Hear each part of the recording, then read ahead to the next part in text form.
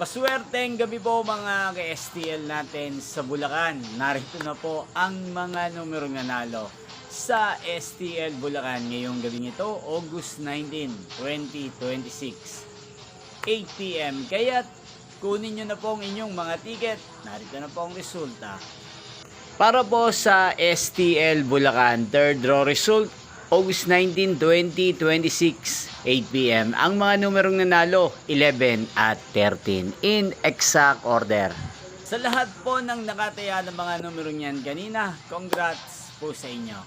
Araw-araw nyo pong napapanood ang resulta ng STL Bulacan sa channel na to tuwing 11 a.m., 4 p.m. at 8 p.m. Sa mga gusto pong magpa-shoutout, mag-comment lang po kayo. Inyo pong napanood ang resulta ng STL Bulacan sa channel na to.